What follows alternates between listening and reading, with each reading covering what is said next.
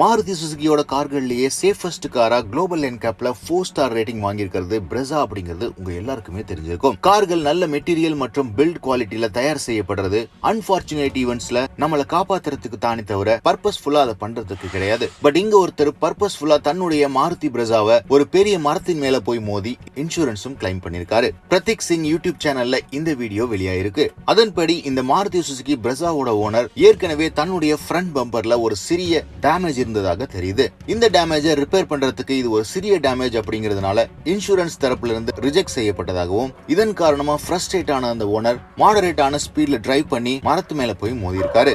இந்த வீடியோவை லைவா ரெக்கார்டிங்கும் பண்ணிருக்காங்க. டேமேஜஸ் பொறுத்த வரைக்கும் ஏற்கனவே இந்த கார்ல ஃப்ரண்ட் பம்பர்ல ஸ்கிராச்சஸ் இருக்கிறத நீங்க பார்க்க முடியும். பட் இந்த இம்பாக்ட்க்கு பிறகு ஃப்ரண்ட் சைட் கம்ப்ளீட்டா டிஃபார்ம் ஆயிருக்கு. ஃப்ரண்ட் பம்பர் டேமேஜ் ஆயிருக்கு. பானட் பேனல் கம்ப்ளீட்டா ஷேர் ஆகி மேல வந்திருக்கு. பட் கேபின் வரைக்கும் எந்த விதமான இன்ட்ரூஷனும் கிடையாது. இந்த காரை மறுபடியும் இன்சூரன்ஸ் கிளைம் பண்ணி புத்தம் புதியதாக மாற்றிய வீடியோவையும் பதிவிட்டிருக்காங்க. கஸ்டமர் தனக்கு இன்சூரன்ஸ் கிடைக்கல அப்படிங்கிற ஃப்ரஸ்ட்ரேஷன்ல செஞ்சிருந்தாலும் இது மாதிரி செய்யறதுனால 4 முக்கியமான பிரச்சனைகள் வரும். ஃபர்ஸ்ட் அண்ட் ஃபார்மோஸ்ட் நம்மளுடைய சேஃப்டி கேள்விக்குறியாகும். இது மாதிரி போய் பர்பஸ்ஃபுல்லா மோதும் போது ஃபியூயல் மற்றும் எலக்ட்ரிக்கல் லைன்ஸ்ல ஏதோ ஒரு டேமேஜ் ஆனிச்சு அப்படின்னா கார் இமீடியட்டா ஃபயர் ஆகிறதுக்கு கூட சான்சஸ் இருக்கு. இதன் காரணமா நீங்க உங்களுடைய ஓன் லைஃபே ரிஸ்க்ல வைக்கிறீங்க அப்படின்னு தெரிஞ்சுக்கோங்க.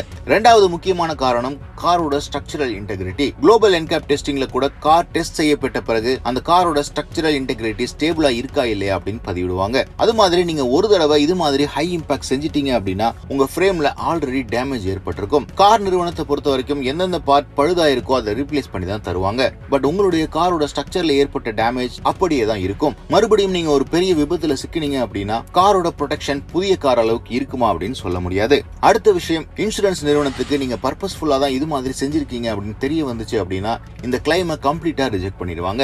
இந்த அளவுக்கு டேமேஜ் ஆன காரோட ரிப்பேர் காஸ்ட் லட்சக்கணக்கில் போகும். அந்த ஒட்டுமொத்த பணத்தையும் நீங்க தான் செலுத்த வேண்டியிருக்கும். ஒரு சிறிய தொகைக்கு ஆசைப்பட்டு பெரிய தொகையை செலுத்த வேண்டியிருக்கும். அது மட்டும் இல்லாம டேமேஜ் ஆன கார் அப்படிங்கிறதுனால உங்க காருடைய ரீசேல் வேல்யூ கம்ப்ளீட்டா ஃபைனலா ஏற்கனவே நம்ம எல்லாருக்கும் இன்சூரன்ஸ் காஸ்ட் எந்த அளவுக்கு இருக்கு அப்படின்னு தெரிஞ்சிருக்கும். ஏற்கனவே காம்ப்ளிகேட்டட் மற்றும் ஸ்ட்ரிஞ்சென்ட் ஆயிருக்கிற இந்த இன்சூரன்ஸ் கிளைமிங் ப்ராசஸ் இது மாதிரி சம்பவங்களால இன்னுமே காம்ப்ளிகேட்டட் ஆகும். இன்சூரன்ஸோட பிரைஸும் இன்னுமே அதிகமாகும். ஜென்யூனா இன்சூரன்ஸ் பே பண்றவங்களுக்கும் இது மாதிரி சம்பவங்களால ஓவரால் பிரைஸ் இன்க்ரீஸ் ஆகுது. இது மாதிரி பல இன்சூரன்ஸை யூடியூப்ல ஆல்ரெடி பதிவிட்டு வராங்க. தயவு செஞ்சு பர்பஸ்ஃபுல்லா இது மாதிரி சம்பவங்களை ஈடுபட வேண்டாம் அப்படிங்கிறது தான் எங்களுடைய தாழ்மையான கருத்து.